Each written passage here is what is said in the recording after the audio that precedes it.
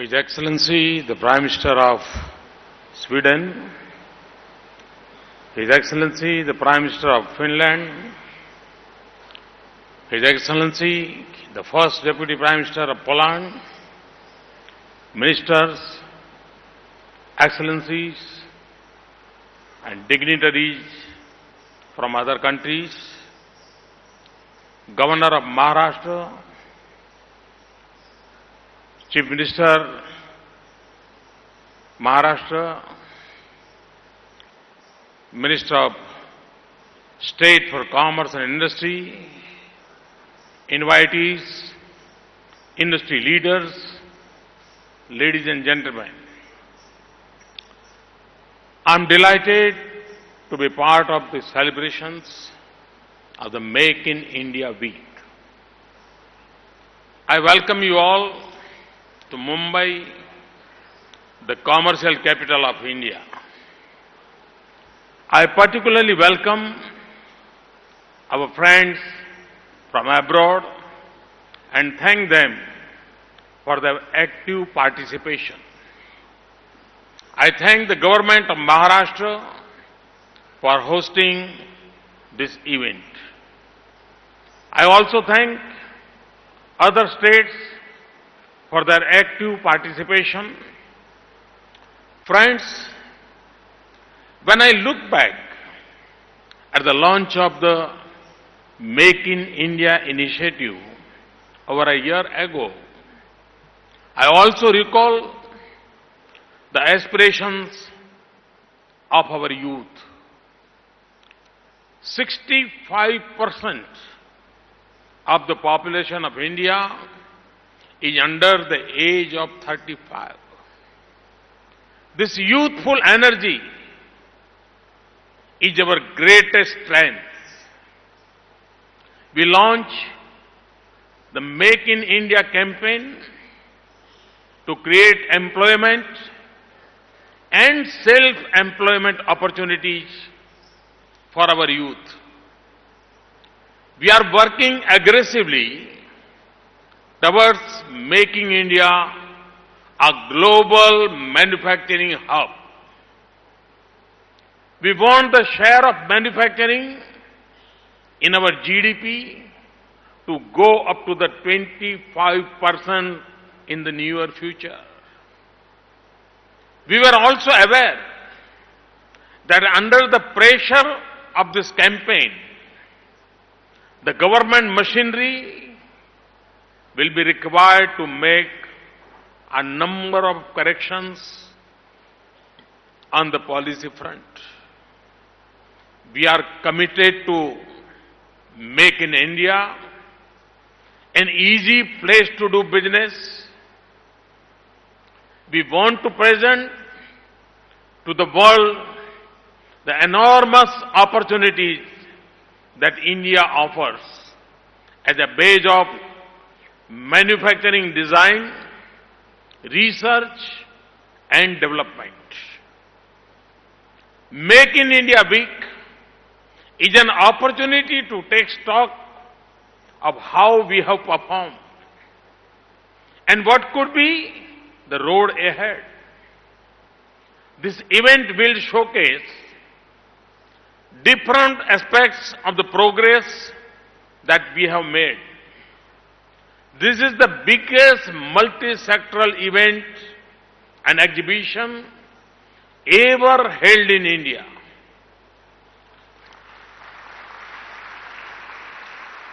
I encourage all of you to see for yourselves the direction that India is taking. Let me take this opportunity to share my thoughts. In a year's time, Make in India has become the biggest brand that India have ever created. Both within and outside the country, it has captured the imagination of people, institutions, industries, media, and the political leadership. This is because it reflects our collective desire to engage in productive activities. It also reflects the global need to produce things at lower cost. It is forcing us to make correction and increase efficiency. It has encouraged us to integrate with the world on equal terms. Let me give you some concrete examples of what we have done. Today, India is perhaps the most open country for FDI. Most of the FDI sectors have been put on automatic approval route. Our FDI inflows have gone up by 48% since the day my government came into office. In fact, FDI inflow in December 2015 was the highest ever in this country. This is at a time when global FDI has fallen substantially. We have carried out a number of corrections of the taxation front. We have said that we will not resort to retrospective taxation. And I repeat this commitment once and again. We are also swiftly working towards making our tax regime transparent, stable, and predictable. We have laid all-round emphasis on ease of doing business. In the manufacturing sector, we have taken decisive steps to simplify process and rationalize provisions.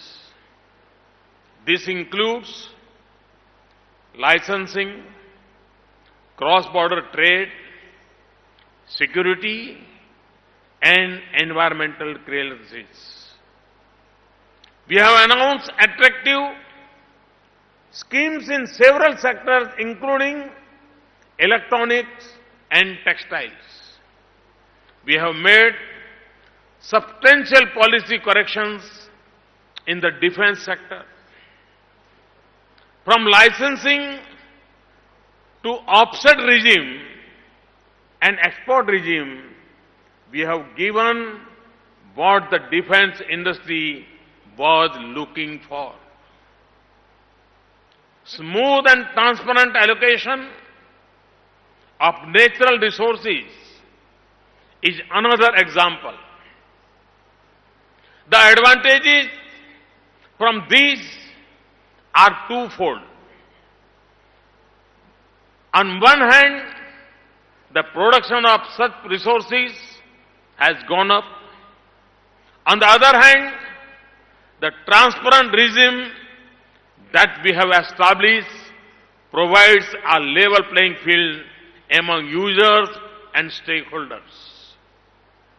This year, we will record the highest ever coal production. Also, 2015 was the year where India's highest ever generation of electricity was recorded. On the issue of safety of properties and rights, we have already enacted a law for fast-tracking of arbitration proceedings. We are establishing a dedicated commercial courts and commercial divisions in high courts. The formation of the Company Law Tribunal is at the final stage. Soon, we shall be putting in place an effective IPR policy and patent regime. We hope to pass the bankruptcy law which has been tabled in Parliament. Hence, on the front of policy and procedure, we have made our systems cleaner, simpler, proactive, and business-friendly. I believe in minimum government and maximum governance. Therefore, almost on a daily basis, we are trying to remove the bottlenecks that were affecting investments and growth. It is good to see that changes and corrections are taking place not just at the level of the federal government, but also at the state level. States are now in healthy competition to provide ease of doing business and infrastructure linkages. The results have been encouraging.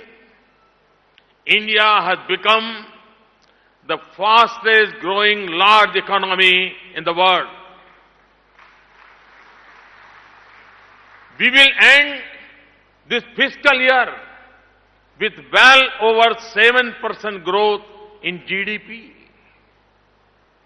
IMF, World Bank, OECD, ADB, and other institutions have projected even better growth in the coming days.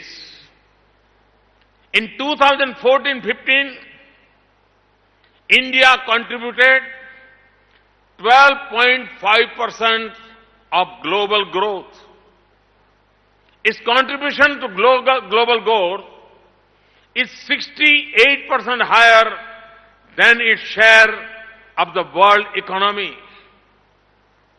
Let me also mention some other indicators. India has constantly been ranked as the most attractive investment destination by several global agencies and institutions. We have jumped 12 ranks in the latest global ranking by the World Bank on ease of doing business. India has improved its unaided ranking of investment attractiveness from 15th to 9th. India has jumped 16 places on the World Economic Forum Global Competitive Index. Moody's has upgraded the rating of India as positive. The momentum of the Make in India campaign has given us confidence. It motivates us to make our policies and processes easier and friendlier. With this background, I invite and encourage you to make in India your workplace and also your home. Friends, we are particularly keen to scale up investments in next generation infrastructure. This includes roads, ports, railways, airports, telecom, digital networks, and clean energy. We are also investing in our social, industrial, and agricultural infrastructure to give better income and quality of life to our people. So far, it was our implementation capacity that was the biggest bottleneck. We have speeded up processes. The result is faster turnaround of projects, India's highest ever kilometers of new highways contract awarded. Similarly, the increase in railway capital expenditure was the highest this year.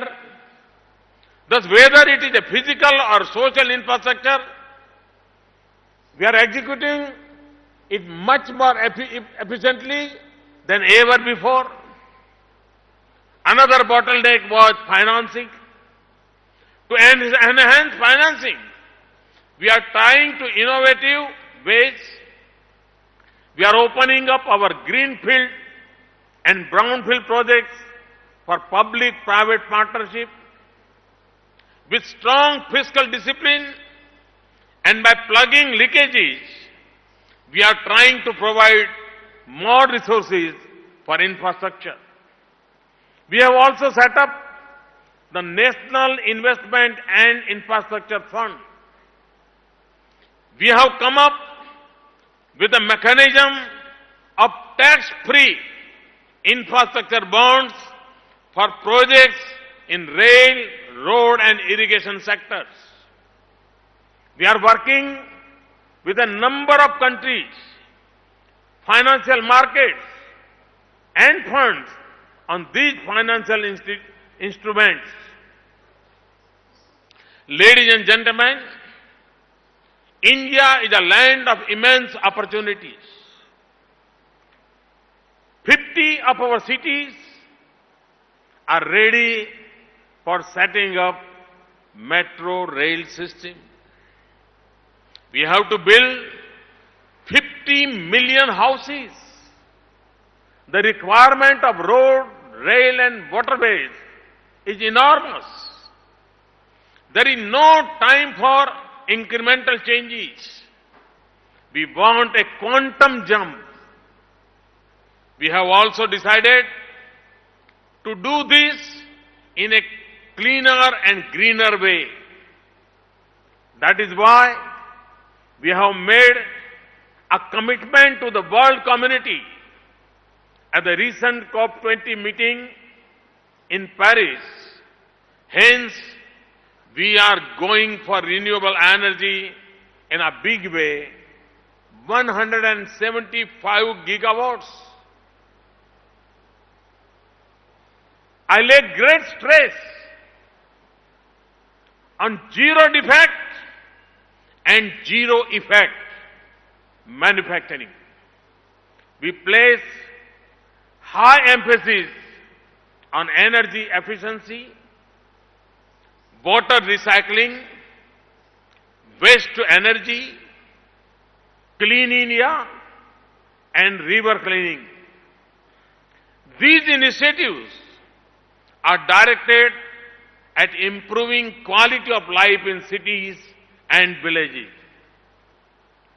These initiatives provide you additional avenues for investment in technologies, services, and human resources. Friends, India is blessed with 3 Ds. These are democracy, demography, and demand. To this, we have added the fourth D, that is deregulation.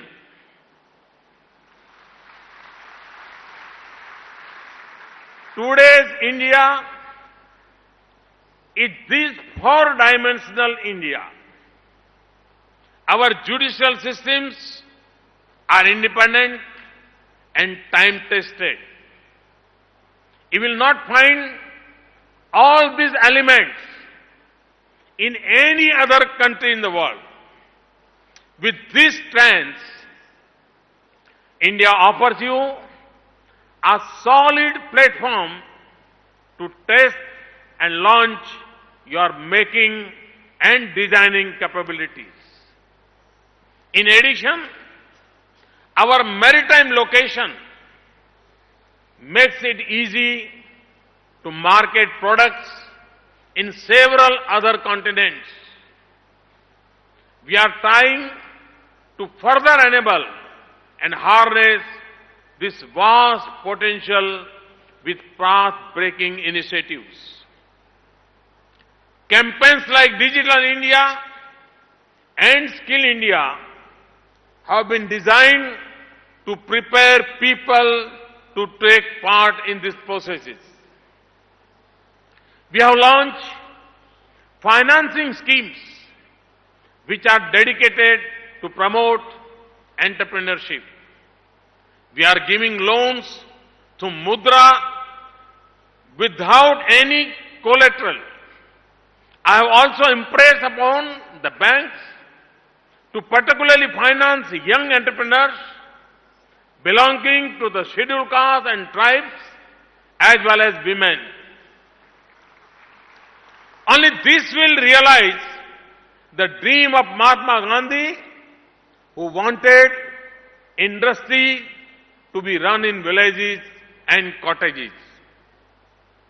Only this will realize the dreams of Dr. Bhimrao Ambedkar, who advocated the need to move surplus labor from agriculture to other occupations.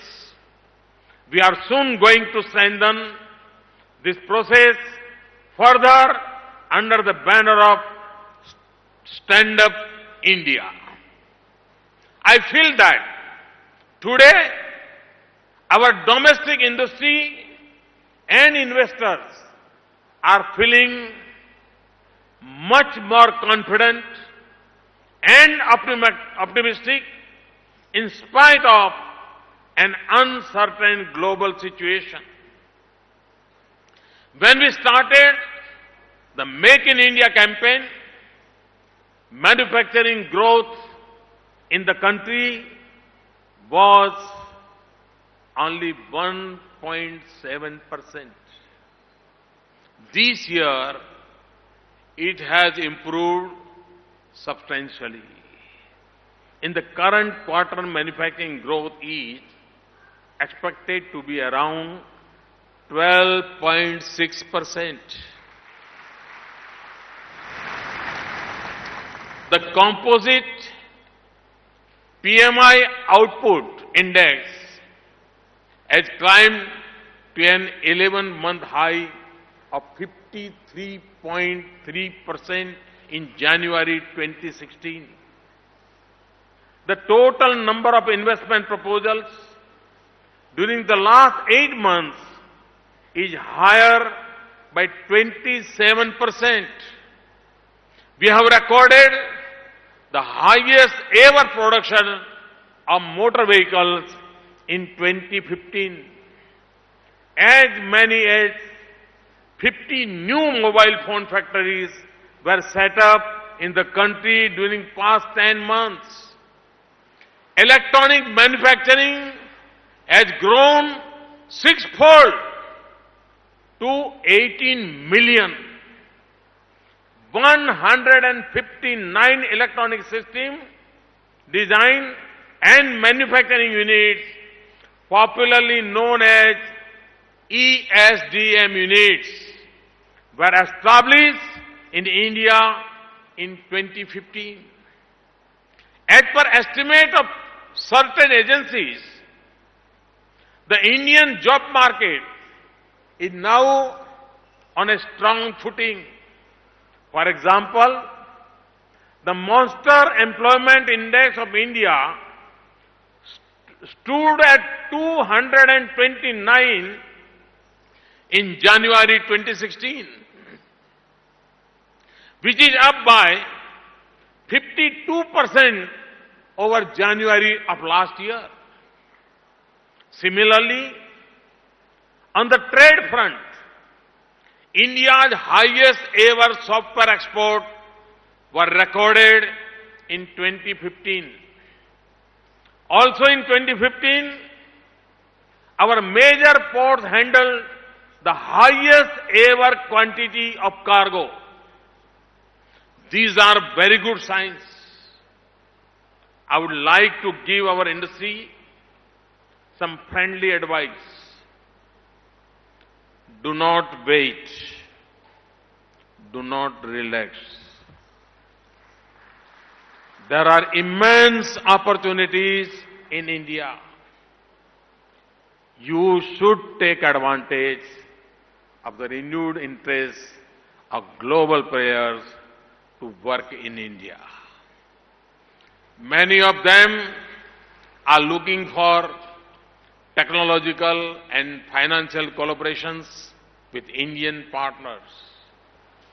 This includes high-tech sectors and high-valued areas like defense production. I assure you that if you take one step, we will walk 2 steps for you. In a competitive world, improving managerial and technological capacity is essential for survival and growth.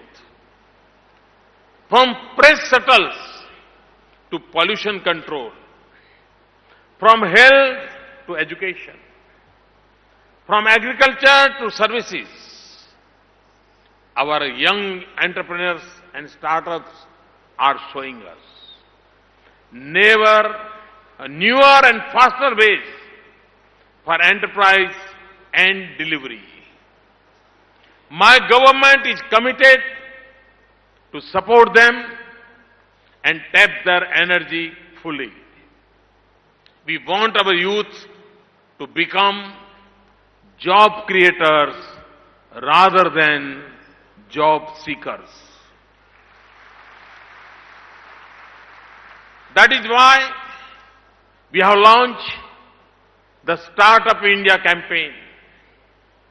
We are keen to find ways in which our minds are able to empower the hands.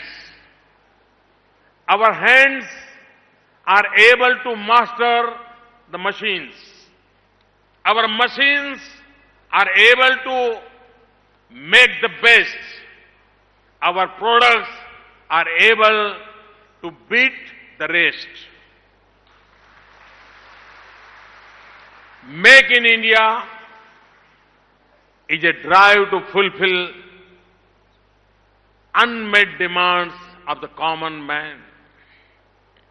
It is also an effort to engage and empower unemployed. I also emphasize on Make for India so that human and sectoral needs can be fulfilled. I've heard several global companies talk about the localization plans. Thus, this campaign has the capacity to boost the Indian economy and also brighten the global scenario. Friends, I've been saying that this century is Asia's century. My advice to you is to make India your center if you want this century to be your century. I invite everyone sitting here and also those not here to be a part of India's unfolding story. This is the best time ever to be in India, and it is even better to make in India. Thank you very much. Thanks a lot.